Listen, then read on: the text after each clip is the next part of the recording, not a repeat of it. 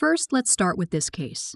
Every year, my extended family and I take a Christmas trip to celebrate together.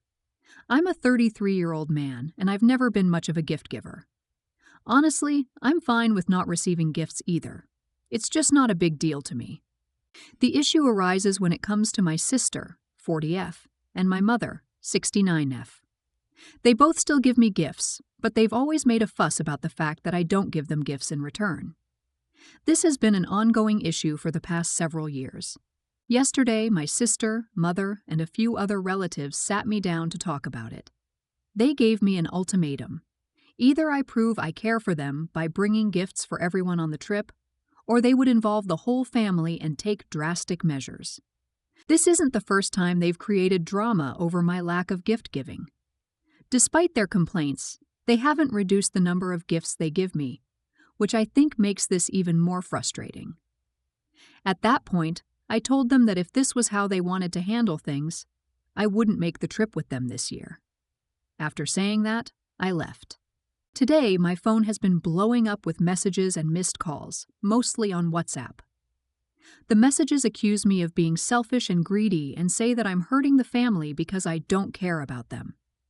I haven't responded to any of these messages or picked up the phone. Additional context: I live alone and have a moderately well-paying job, so I could afford to buy a few gifts if I wanted to. But the repeated guilt-tripping and drama completely sap any desire I have to give gifts.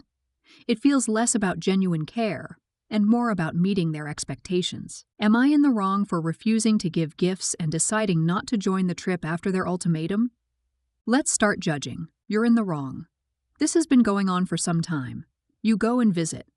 They give you gifts and you take them, but never bother buying anything to exchange in return. Your family is sick of giving and never receiving. If you have no desire to exchange gifts, you should have spoken up and set your boundaries years ago. Instead, you've just continued taking and doing nothing else. You need to decide if you are a participant in the holiday gathering or not. You will be the only one who is bothered if you decide to stay home.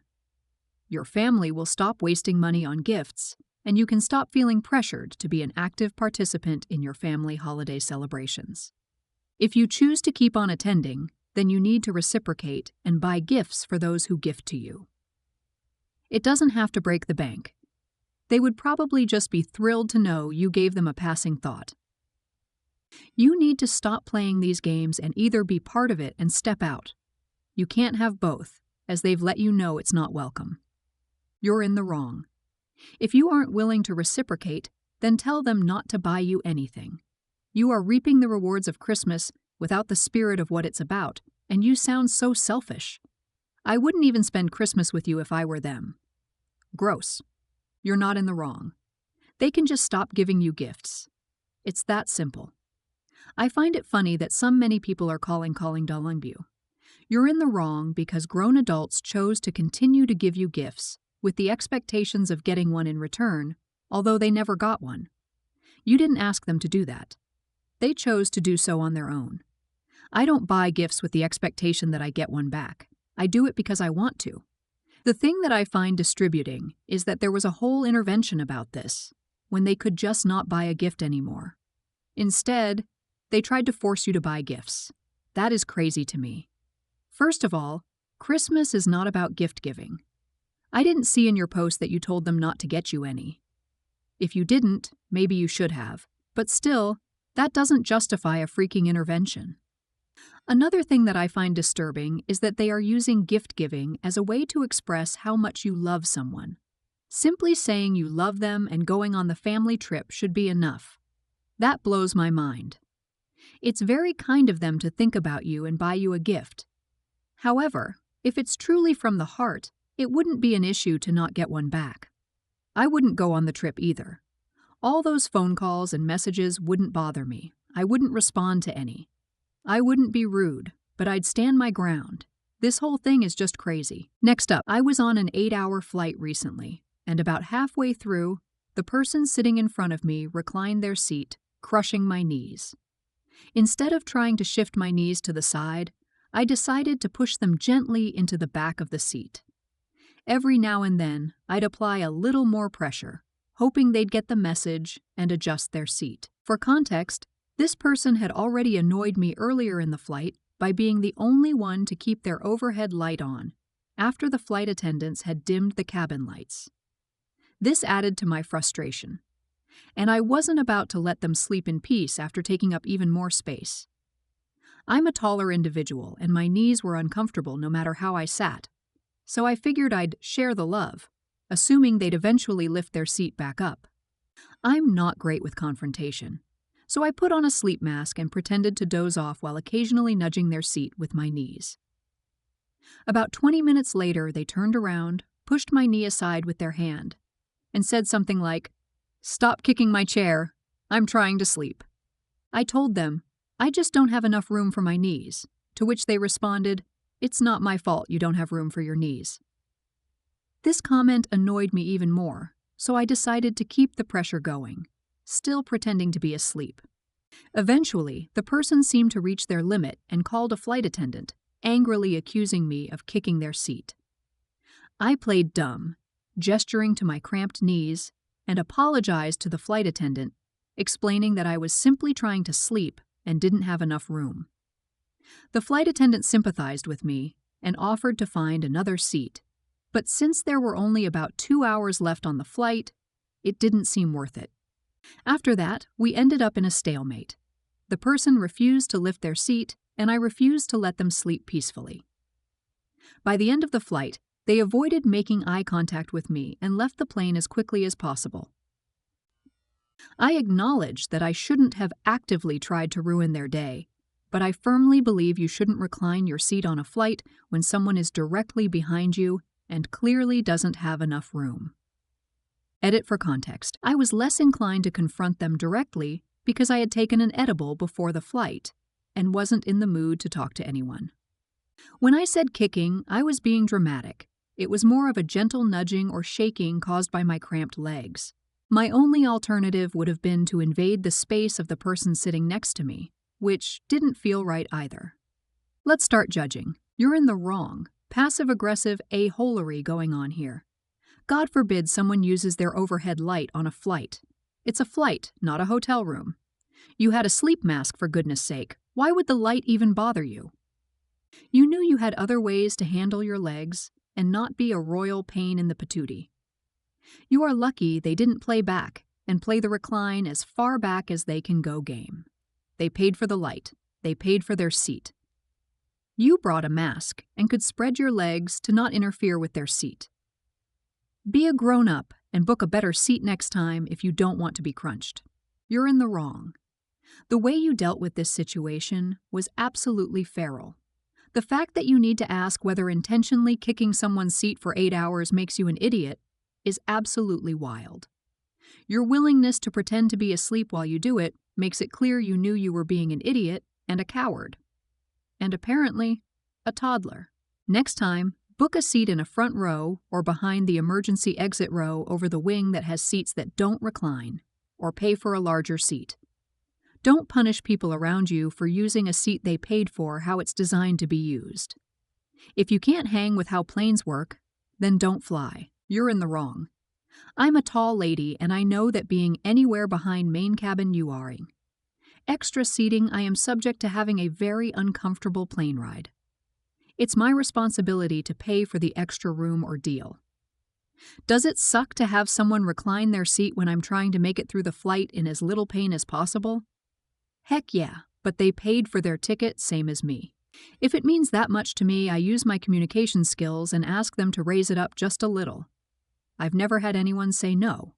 Next up, I am a 27-year-old female, and my siblings and I decided to do a secret Santa gift exchange this year, instead of buying gifts for everyone. We all included wish lists to make things easier. Couples count as one unit, and I'm the only single person among my siblings. I get along well with all of my in-laws except one, my 21-year-old sister's husband, a 21-year-old male who she married this past summer. They had known each other for less than a year before tying the knot. While I've seen other whirlwind relationships work out, he's been a walking red flag from the beginning. When they met on a dating app, he was already in a relationship. His girlfriend had gone abroad for volunteer work, and apparently, he decided it was okay to start dating apps again. When he and my sister decided to date, he had her write the breakup email to his then-girlfriend, who was understandably furious. They started discussing their honeymoon only a month into dating and got engaged after just 4 months. He's obsessed with money and appearances. He stole $150 from my sister before they were married and refused to give it back, claiming it was justified because he bought her gifts. At the time, she was finishing school and needed the money to pay off student loans, which he mocks her about. He hasn't gone to college and has had an easy ride through life. He's also incredibly misogynistic. He expects her to do all the cooking and cleaning despite her working full-time. On their wish list as a couple, one of the items is a meat chopper. I am their secret Santa, and I don't want to get one of the more expensive items, like a massager, that he would definitely use. Instead, I'm thinking of splitting their gifts and giving him the meat chopper while getting my sister something for self-care. Will he actually use the meat chopper? Doubtful, but that's kind of the point. He can't really be upset since it's on their wish list, and I feel like it's a subtle way of addressing the imbalance in their relationship. Would I be wrong for giving the meat chopper specifically to my misogynistic brother-in-law and treating my sister to something she would actually enjoy? Let's start judging. You're not in the wrong. This is awesome. It's not something that he can complain about since it's on their wish list, and he should feel lucky enough that you deign to give him anything. My brother showed that you can buy people little checkbooks that just say reality check. That would probably be exactly what he needs. You're not in the wrong for this. He deserves coal in his stocking. One thing I'd consider before doing this. Will this upset your sister? Will he take it out on your sister and start fights with her and blame her for it? If so, I probably wouldn't, only to protect my sister. You're not in the wrong.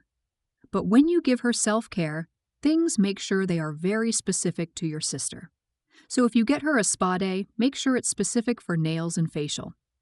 If you leave it open-ended or non-specific, he will most likely try to use it for himself.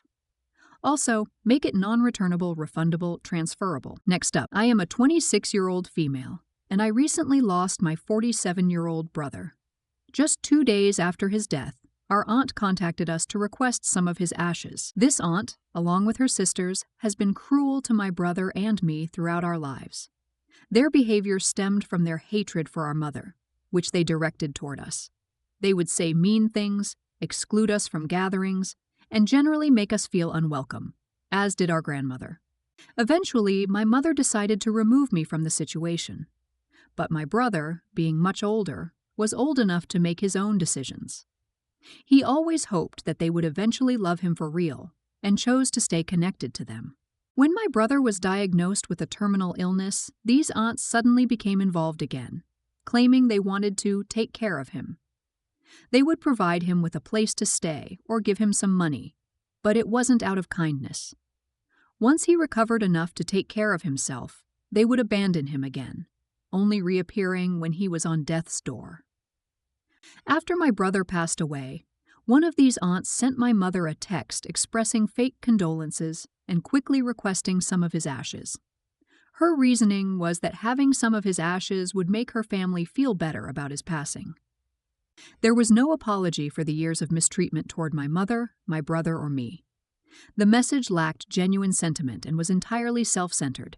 Nothing about how my mother or I were coping, nothing about offering support, just, "Sorry for your loss, but my family and I feel sad, so can we have some ashes to help us feel better?" My mother was stunned by the audacity of the request and didn't respond. However, I sent my aunt a message in secret, expressing how disrespectful her text was and how astounding her lack of empathy was. I told her that she could not have any ashes and that she should never contact my mother again. Now, I am being painted as the bad guy because my aunts believe they are entitled to some of his ashes. Am I wrong for refusing to give them any ashes and for standing up for my mother and my late brother after years of mistreatment? Let's start judging. You're not in the wrong. I am part of a group that gives the worst possible advice. It is a group where we support one another through tough times by coming up with the silliest, most outrage plots we can. with the understanding that no one should really take that terrible advice. It is in that spirit that I offer the following. Find a set of colorful and unique blown glass ornaments, one for each aunt. Bonus if you thrift them. Take a snapshot of them perfectly and excessively wrapped in bubble wrap and sitting in a box, then partially break all but one. Send aunts a group message with the picture telling them that bro's ashes have been scattered per his wishes, but that at great personal expense, you've sent the last portion of his ashes to a glassblower that makes them into one-of-a-kind ornaments for his beloved aunties. Then ship the box first class or UPS to the aunt you like least. Sit back and watch them whine about the shipping and fight over the one whole ornament. Merry Christmas, everyone. You're not in the wrong. This is weirdly intrusive, and feeling that this is inappropriate is normal. You are the normal one here. Please never contact my mother again. Your request is weird and inappropriate. I have no idea why you want ashes of my brother, but obviously we aren't supplying tourist tokens here. Yes, you spoke to him on and off over the years, but are you asking for the neighbor's ashes too? Do you have a giant glass jar of ashes and you label each layer? This one is Uncle Bob, and that one is the next-door neighbor's cat. And here is cousin, and that one is the librarian from high school? No? Good. But still, weird, no. You can't have his ashes. And I'm really sorry you've lost your brother. You and your mom deserved more years with him. You're not in the wrong. Just in case, keep your brother's ashes safe. I know it's exaggerated, but better safe than sorry. Your aunts really have the nerve to say such nonsense, either because A, they feel guilty. It doesn't involve you. They burn their bridges and they live with the consequences of their actions. B, they plan something uglier just to make you feel bad. Exaggerated, maybe. But if they did emotional damage to your seriously ill brother at the time, then they can think of other twisted things. You're not in the wrong. You don't need to give away some of his ashes if you don't want to. It's your decision. When my dad passed away back in 2021, my uncle wanted some of his ashes. I refused. I didn't give any member of my dad's side of the family some of his ashes.